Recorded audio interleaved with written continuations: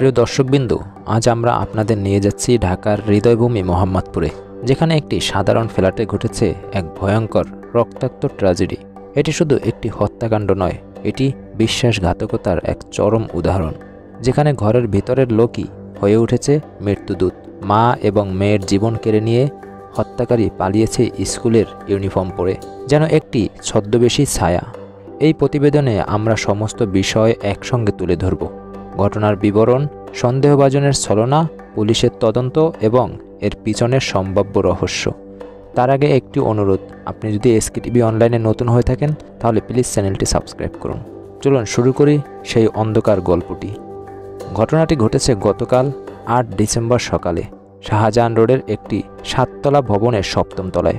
ভুক্তভোগীদের নাম লায়লা আফরোজ, একজন গৃহিণী, এবং তার 15 বছরের কিশোরী মেয়ে নাফিসা নওয়াল বিনতে আজিজ, যে মোহাম্মদপুর প্রিপারেটরি স্কুলের 9ম শ্রেণীর ছাত্রী। সকাল 7টা নাগাদ নাফিসার বাবা এজেড আজিজুল ইসলাম, যিনি উত্তরার সানবিমস স্কুলের একজন ফিজিক্স শিক্ষক, বাড়ি থেকে বেরিয়ে যান তার কাজে।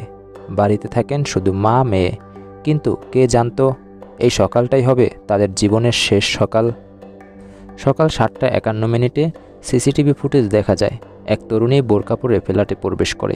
তিনি হলেন আয়েশা, প্রায় 20 বছর বয়সী গৃহকর্মী, যিনি মাত্র 4 দিন আগে এই পরিবারে যোগ দিয়েছিলেন।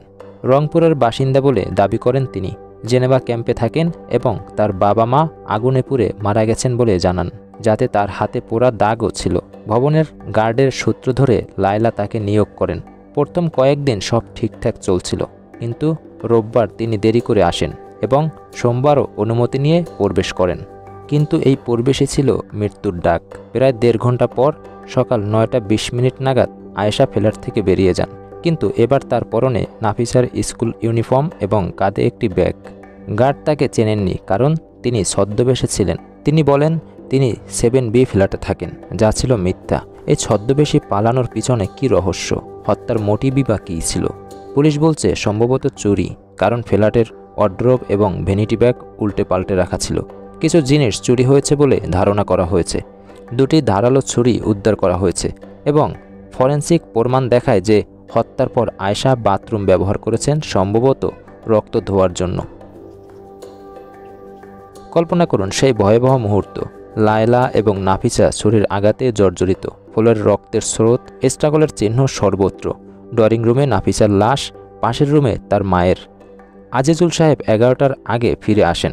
দরজা খোলা দেখে ভিতরে প্রবেশ করেন এবং তার চোখের সামনে এই দৃশ্য। তিনি চিৎকার করে ওঠেন। প্রতিবেশীরা ছুটে আসেন।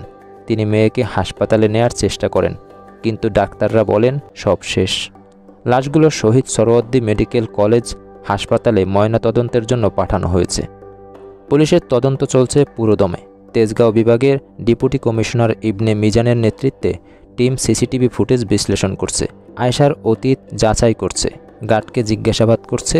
কিন্তু প্রশ্ন উঠছে, কেন এই হত্যা? চুরির জন্য, ব্যক্তিগত শত্রুতা, নাকি আরও গভীর ষড়যন্ত্র? আয়েশার দাবি করা অতীত, আগুনে পোড়া বাবা মা, সত্যিই কি? দর্শক, এই ঘটনা আমাদের স্মরণ করিয়ে দেয় ঘরের ভিতরের বিশ্বাস কতটা ভঙ্গুর। মোহাম্মদপুরের এই ট্র্যাজেডি শুধু একটি পরিবারের নয়, সমাজের একটি সতর্কবার্তা। আমরা অপেক্ষা করব ন্যায়ের জন্য। যদি কোনো তথ্য থাকে পুলিশকে জানান। ভিডিওটি শেয়ার করুন এবং লাইক, কমেন্ট দিয়ে আপনার মতামত আমাদেরকে জানান। দর্শক, এরকম আরও প্রতিবেদন জানতে আমাদের এসকেটিভি অনলাইন চ্যানেলটি এক্ষুনি সাবস্ক্রাইব করুন।